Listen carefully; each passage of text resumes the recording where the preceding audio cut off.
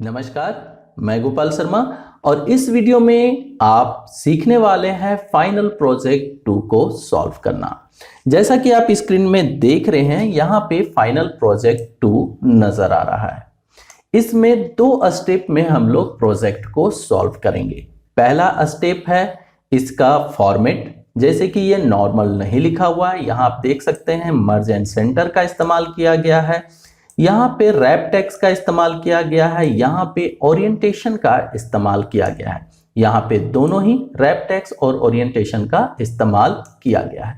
तो पहले हम लोग अपने प्रोजेक्ट को सजाएंगे जैसा कि यहाँ दिखाया जा रहा है। उसके बाद इसके क्वेश्चन के अनुसार जो कि हमें इसके नेक्स्ट स्लाइड में मिलता है, इसे सॉल्व करेंगे। तो चलिए शुरू करते हैं। सबसे पहले यहाँ जो लिखा हुआ है उसे एक्सेल में टाइप कर लेते हैं। तो मैंने एक्सेल में एक सीट ले लिया है और यहाँ नॉर्मल मैंने टाइप कर लिया है जैसा कि हमें यहाँ प्रोजेक्ट में दिखाया जा रहा है। आपको भी ऐसा ही नॉर्मल टाइप कर लेना है। अभी किसी तरह का कोई फॉर्मेट नहीं लगाना। Payroll statement for the month of January, ये जो लिखा हुआ है लाइन, ये आपको A1 में ही टाइप करना है, आगे के किसी सेल में भी नहीं लिखना है। ध्यान रखेंगे, इसे A1 में टाइप करना है। उसके नीचे एम्प्लॉय नंबर आएगा। इसके आगे बढ़ेंगे तो यहाँ नेम का कॉलम है, फिर ग्रेड, फिर basic, HRA, DA, PF, total, loan amount paid. अब लोन अमाउंट पेड काफी बड़ा है तो देखिए आधा छिप गया है, कोई बात नहीं, छिपा हुआ है, छिपा रहने दीजिए। अभी हम लोग जब उसका फॉर्मेट सेट करेंगे तो वो ऑटोमेटिक सही हो जाएगा। और लास्ट में नेट सैलरी। तो जब आप ऐसा नॉर्मल टाइप कर लें, उसके बाद इसके फॉर्मेट को सेट करना है। और इसके लिए आप प्रोजेक्ट को gsagitech.com से जाके देख सकते हैं या वहां से डाउनलोड भी कर सकते हैं। तो हम प्रोजेक्ट को कर लेते हैं ओपन और देखते हैं कि यहाँ किस तरह से फॉर्मेट किया गया है। तो सबसे पहला फॉर्मेट जो है वो फर्स्ट रो का हमें नजर आ रहा है। यहाँ पे payroll statement for the month of January जो लिखा हुआ है ये थोड़ा सा बड़ा है और ये मर्ज एंड सेंटर किया गया है नेट सैलरी तक एम्प्लॉय नंबर से। तो हमें भी ऐसा ही करना है।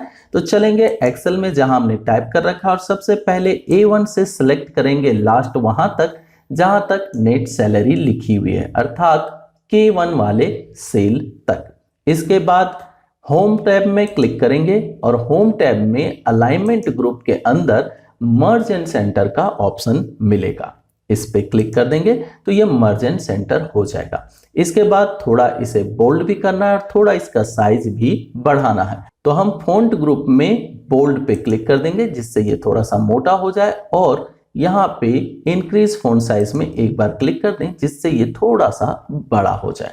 अब हमारा फॉर्मेट जो पहला वाला था payroll statement for the month of January, वो लगभग तैयार हो चुका है। नेक्स्ट जो फॉर्मेट किया गया है वो है एम्प्लॉय नंबर। यहाँ पे एम्प्लॉय नंबर में एम्प्लॉय और नंबर ये 2 अलग अलग लाइन में नजर आ रहे हैं, लेकिन दोनों एक ही सेल में हैं। तो हम लोग को भी ऐसा ही करना है। तो यहाँ पे आएंगे, एम्प्लॉय नंबर वाले सेल को क्लिक करेंगे और होम टैब में अलाइनमेंट ग्रुप के अंदर आपको रैप टेक्स्ट का ऑप्शन मिलेगा, इस पे क्लिक कर दें। क्लिक करते हैं ये ऑटोमेटिक नंबर जो है वो नीचे आ जाएगा। अगर नीचे नहीं आ रहा है तो इसका मतलब है कि इसे कुछ इस तरह से ज्यादा स्पेस मिल गया है। तो आप कॉलम के स्पेस को जैसे कम करेंगे, यानी इसके विड्थ को कम करेंगे, तो देखेंगे ऑटोमेटिक एम्प्लॉय नंबर जो है वो नीचे आ गया। जब भी रैप टेक्स्ट का इस्तेमाल किया जाता है और अगर उसके कॉलम या सेल बोलें उसमें विड्थ अगर हो तो वो नीचे नहीं आता, इसलिए आपको क्या करना होगा, उसके विड्थ को कम करना होगा, तभी वो नीचे आएगा। अगर उसे पूरा स्पेस मिलेगा, जैसे कि अभी अगर हम इसे पूरा स्पेस दे दें तो ये सिंगल लाइन में हो जाएगा। हालांकि इसमें रैप टेक्स्ट ऑप्शन इनेबल है, लेकिन चूंकि इसे स्पेस मिल रहा है तो ये नीचे क्यों आएगा, इसलिए आपको क्या करना है कि इसके विड्थ को कम कर देना, यानी कॉलम का जो विड्थ है वो कम कर दीजिए तो ऑटोमेटिक वो नीचे आ जाएगा। नेक्स्ट फॉर्मेट जो है वो है नेम का। नेम में यहाँ आप देख सकते हैं सभी को अलाइन किया गया है सेंटर में, वर्टिकल भी और हॉरिजॉन्टल भी, और साथ ही ऊपर वाला जो ये रो है इन सब में जो कुछ भी लिखा हुआ है उसे बोल्ड भी किया गया है। तो चलते हैं एक्सेल में, सबसे पहले इन्हें सेलेक्ट कर लेते हैं, सभी को बोल्ड पे क्लिक कर देते हैं जिससे ये सभी बोल्ड हो जाए। उसके बाद नेम से लेके पंकज तक सेलेक्ट करेंगे। सेलेक्ट करने के बाद यहाँ पे सेंटर, हॉरिजॉन्टल और वर्टिकल दोनों पे क्लिक कर देंगे, जिससे ये हॉरिजॉन्टल और वर्टिकल दोनों ही सेंटर हो जाएं। नेक्स्ट जो है वो है आपका ग्रेड, बेसिक, HRA। इन तीनों को ओरिएंटेशन चेंज किया गया है, तो हम लोग भी चेंज कर देते हैं। इन तीनों को सिलेक्ट कर लेंगे। सिलेक्ट करने के बाद अलाइनमेंट ग्रुप में ऊपर में यहाँ ओरिएंटेशन मिलता है, इस पे क्लिक करें और रोटेट टेक्स्ट टू अप इस ऑप्शन को क्लिक कर दें, जिससे ये ऊपर की तरफ रोटेट हो जाएंगे 90 डिग्री में। अब इनका भी विड्थ जो है वो कम कर दें, कुछ इस तरह से। बेसिक को जितना चाहिए उतना दे दें, HRA को भी जितना चाहिए उतना दे दें। इसे भी अगर आप सेंटर रखना चाहते हैं तो इन दोनों को सिलेक्ट करें और वर्टिकल, हॉरिजॉन्टल दोनों ही सेंटर क्लिक कर दें, तो ये बीच में इस तरह से आ जाएंगे। नेक्स्ट फॉर्मेट देखते हैं। यहाँ पे बाकी सब चीजें सेम है, लेकिन लोन अमाउंट और लोन अमाउंट पेड को यहाँ पे रोटेट किया गया है और साथ ही रैप टैक्स भी इस्तेमाल किया गया है, तो हम लोग भी इस्तेमाल कर लेते हैं। इन दोनों को सिलेक्ट करेंगे और रैप टैक्स पे क्लिक कर देंगे। आप चाहे तो सिंगल सिंगल सेल को भी फॉर्मेट कर सकते हैं, लेकिन अगर जल्दी करना हो तो फटाफट अगर एक ही जैसा फॉर्मेट अप्लाई किया गया हो तो दोनों को सिलेक्ट करके कर सकते हैं। इसके बाद यहाँ जाएंगे ओरिएंटेशन में और रोटेट टू टेक्स्ट अप कर देंगे। और चूंकि इसका हाइट ज़्यादा है, अगर हम इसके हाइट को कम करें तो ऑटोमेटिक टैक्स जो है वो रैप होके अंदर आ जाएगा। इसका भी हम लोग कम कर देते हैं। लोन अमाउंट कम हो गया, बाकी कम हो गया। नेट सैलरी को भी रैप किया गया है, तो नेट सैलरी को क्लिक करेंगे और रैप टैक्स पे क्लिक कर देंगे। ये भी सही से यहाँ अरेंज हो जाएगा। इसके अलावा इस रो में हॉरिजॉन्टल और वर्टिकल दोनों को सेंटर लिया गया है, तो हम लोग दोनों को इस तरह से क्लिक करके हॉरिजॉन्टल और वर्टिकल जो है वो सेंटर अलाइन कर देंगे। अब हमारा फॉर्मेट लगभग तैयार हो चुका है, लेकिन अभी एक चीज़ की कमी है और वो है बॉर्डर। यहाँ आप देख सकते हैं बॉर्डर लगाया गया है, तो हम लोग भी बॉर्डर लगाएंगे। इसे सिलेक्ट करेंगे पूरा, यानी जहाँ से शुरू हुआ है वहाँ से लेके आखिर नेट सैलरी तक। और फ़ॉन्ट ग्रुप में आपको बॉर्डर का ऑप्शन मिलता है, वहाँ मिलेगा ऑल बॉर्डर, इस पर क्लिक कर देंगे। ये सारा बॉर्डर इस पर सही से सेट हो जाएगा। अगर आप इस प्रोजेक्ट को कंप्लीट कर लेते हैं तो एक्सेल में अब तक आपने जितना कुछ सीखा है मेरे ख्याल से सभी कुछ यूज कर लेंगे।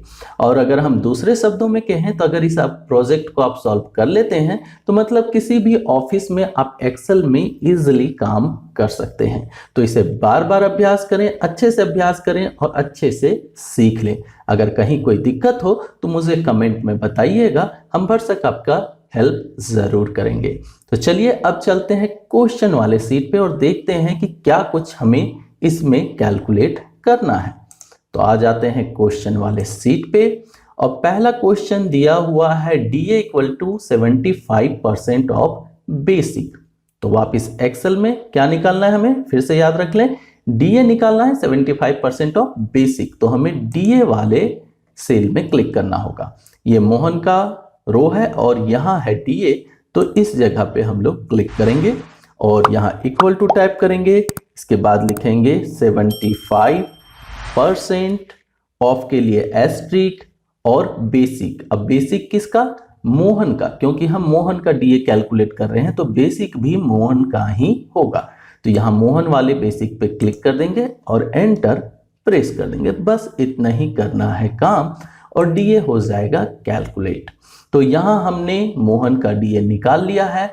अब सोहन, रोहन वगैरह जो हैं इनके भी अगर आपको DA निकालना हो तो अभी निकाल सकते हैं, या तो फिर ऐसा कर सकते हैं कि ऊपर का पहला एक रो जो है वो कंप्लीट कर लेते हैं और नीचे ऑटोमेटिक उसको ऑटोफिल के द्वारा फिल कर दे सकते हैं। आप जैसे चाहें दोनों तरीकों का इस्तेमाल कर सकते हैं, लेकिन हम एक एक कॉलम को कंप्लीट करते जाएंगे। तो सबसे पहले DA को हम यहाँ पे डबल क्लिक कर रहे हैं, तो डबल क्लिक करते ही ऑटो फिल हैंडलर के द्वारा ये ऑटोमेटिक फिल हो जाएगा। आप चाहें तो क्लिक करके होल्ड करते हुए ड्रैग भी कर सकते हैं। तो DA हमने निकाल लिया। नेक्स्ट यहाँ पे दिया हुआ HRA 40% ऑफ बेसिक। तो चलिए HRA पे क्लिक करते हैं, इक्वल टू 40 शिफ्ट के साथ 5 प्रेस करेंगे तो परसेंटेज का साइन आ जाएगा। उसके बाद एस्ट्रिक लगाएंगे किसका, बेसिक का, और चूंकि हम मोहन के रो में कर रहे हैं तो मोहन को क्लिक करेंगे और एंटर प्रेस कर देंगे। तो मोहन का बेसिक हमने ले लिया और वहां पे 40% भी लिख दिया, जिससे मोहन का HRA निकल गया। अब फिर से इस पे क्लिक करेंगे और यहाँ ऑटो फिल, मैंने कहा था इसे क्लिक करके ऐसे ड्रैग करने से भी ये होता है और डबल क्लिक करने से भी ऑटोमेटिक फिल हो जाता है। अब निकालना है नेक्स्ट हमें पीएफ है 10% ऑफ बेसिक। तो पीएफ वाले सेल पे हमने कर दिया है click, equal to 10% of basic, किसका, मोहन का। तो मोहन के बेसिक पे हम क्लिक करेंगे और एंटर प्रेस कर देंगे। अब पीएफ भी निकल गया। चलिए पीएफ को भी डबल क्लिक कर देते हैं ऑटो फील्ड पे और ये ऑटोमेटिक नीचे तक कैलकुलेट कर लेगा। नेक्स्ट क्वेश्चन देखते हैं। नेक्स्ट क्वेश्चन है total salary equal to basic plus HRA plus DA minus PF. तो चलिए इसे कैलकुलेट करते हैं। Equal to basic plus HRA plus DA minus PF, ये मैंने निकाल लिया और एंटर प्रेस कर दिया, ये आ गया। इस पे भी क्लिक करेंगे और ऑटो फिल हैंडलर पे आने के बाद डबल क्लिक कर देंगे, जिससे ये बाकी के नीचे जितने भी सेल हैं उन सब में भी कैलकुलेट कर लेगा। चलिए नेक्स्ट क्वेश्चन देखते हैं। नेक्स्ट क्वेश्चन है लोन अमाउंट। लोन अमाउंट किस तरह से कैलकुलेट किया गया है, यहाँ कंडीशन दिया जा रहा है कि अगर टोटल सैलरी 4500 से ज्यादा हो तो उसे टोटल सैलरी का 30 गुना लोन अमाउंट के तौर पे मिलेगा, अदरवाइज 0। तो यहां पे हमें इफ कंडीशन लगाना होगा कि if total is greater than 4500 then total loan amount जो कैलकुलेट होगा वो होगा टोटल मल्टीप्लाई 30, अदरवाइज 0। तो चलिए इसे अप्लाई कर देते हैं एक्सेल में। तो आगे हम एक्सेल में और यहाँ लोन अमाउंट वाले सेल पे हमने क्लिक किया, इक्वल टू इफ कंडीशन हमने लगाया, यहाँ टैब दबाया। अब इफ फंक्शन के साथ हमें क्या लिखना है, if total is greater than 4500। अब यहाँ कंडीशन को हम करेंगे बंद, तो कॉमा लगाएंगे। पहला कंडीशन हमने लगा दिया, यानी लॉजिक टेस्ट हमने कंप्लीट कर दिया इफ वाले फंक्शन में। नेक्स्ट आता है इफ ट्रू। अगर ट्रू होगा तो क्या होगा, तो अगर ट्रू होगा तो उसे टोटल का 30 गुना मिलेगा एज लोन अमाउंट, अदरवाइज मतलब फिर से हमें कॉमा लगाना होगा। तो ट्रू हमने बंद कर दिया। अब अगर नहीं हो तो फॉल्स में क्या होगा, तो फॉल्स में उसे 0 मिलने वाला है, मतलब कुछ भी नहीं मिलेगा। ब्रैकेट ऑफ करेंगे और एंटर प्रेस कर देंगे। तो ये यहाँ कैलकुलेट हो चुका है, लेकिन स्पेस इसे मिल रहा है कम, तो हम इसे स्पेस दे देंगे थोड़ा ज्यादा और ये देखिए पूरा अमाउंट यहाँ शो होने लगा। तो अगर आपके पास हैज या ऐसा कुछ दिखाई दे जो अभी हमें दिख रहा था, तो इसका मतलब है कि इसके कॉलम का विड्थ जो है वो कम हो गया है। तो कॉलम के विड्थ को बढ़ा दें तो आपका यहाँ पे नंबर जो है वो पूरा शो होने लगेगा। चलिए बाकी भी कैलकुलेट कर लेते हैं। तो यहाँ पे हम आते हैं ऑटोफिल हैंडलर पे और डबल क्लिक कर देते हैं और ये कैलकुलेट हो गया।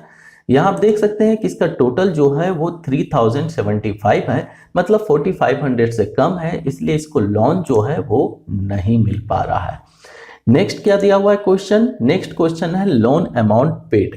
अब लोन अमाउंट पेड कैसे करेगा, तो calculate loan amount repaid per month. Per month किस तरह से कैलकुलेट करना है, if interest rate is 5% and term 180 months. तो हमें यहाँ लगाना होगा PMT फंक्शन को और 5% इंटरेस्ट रेट के साथ 180 मंथ का टर्म है, और किसके लिए, तो लोन अमाउंट के लिए। तो जितना उसे लोन मिलने वाला है उसके अनुसार से पर मंथ 5% इंटरेस्ट के साथ 180 महीने में उसे चुकाना है। तो कितना चुकाना होगा वो कैलकुलेट करना है। तो चलिए चलते हैं एक्सेल पे और यहाँ लोन अमाउंट पेड पे आएंगे, इक्वल टू PMT, इसके बाद ब्रैकेट ऑन करेंगे, 5% ईयरली, तो /12। पहला हमने यहाँ पे रेट लगा दिया, फिर लगाएंगे कॉमा। इसके बाद कॉमा लगाने के बाद क्या है कि कितना है उसका टर्म, तो टर्म था 180 मंथ, हमने लिख दिया। फिर कॉमा, किस पे ये पे करने वाला है, तो लोन अमाउंट पे। तो लोन अमाउंट को क्लिक कर देंगे, ब्रैकेट ऑफ कर देंगे और एंटर प्रेस कर देंगे। अब यहाँ देखिए हैज दिखा रहा है क्योंकि यहाँ पर भी स्पेस कम हो गया। तो तो दो तरीके हैं, या तो इसे मैनुअली खींच के आप बड़ा कर दें या इस पर डबल क्लिक कर दें तो ऑटोमेटिक जितना स्पेस चाहिए आ जाएगा। अच्छा, यहाँ पे आप ध्यान रखेंगे कि जब भी आप पीएमटी फंक्शन वगैरह लगाते हैं तो आपको अमाउंट जो है वो नेगेटिव शो करेगा, क्योंकि ये अमाउंट पे करना होता है इसलिए नेगेटिव में आता है। तो कोई बात नहीं, इसे नेगेटिव में ही रहना है, कैलकुलेशन में भी ये इसी तरह से काम करेगा। चलिए बाकी के लिए भी निकाल लेते हैं। ये सभी के लिए हमने निकाल लिया लोन अमाउंट पेड। अब आते हैं नेट सैलरी में, यानी अगला क्वेश्चन। तो अगला क्वेश्चन है कि rename the sheet 1 to as January, मतलब शीट 1 का नाम बदलना है। तो एक्सेल में आएंगे, ये रहा यहाँ पे शीट 1 और इसका नाम हमें बदलना है। तो नाम बदलने के लिए शीट 1 पे राइट क्लिक करेंगे, यहाँ पे आपको रीनेम का ऑप्शन मिलेगा, इस पे क्लिक करेंगे और टाइप कर देंगे जनवरी और एंटर प्रेस कर देंगे, जिससे ये रीनेम हो जाएगा। Next question, insert A F bonus column after the DA column.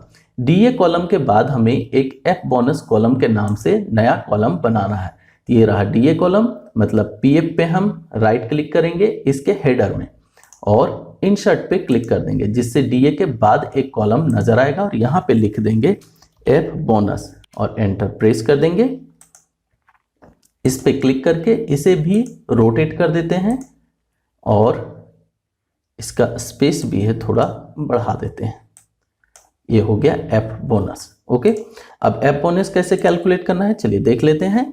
तो F bonus equal to 25% of basic if basic is more than ₹2700, मतलब 25% मिलेगा एफ बोनस अगर उसका बेसिक 2700 से ज्यादा हो। तो सेम यही फंक्शन हमें वहां लगाना होगा।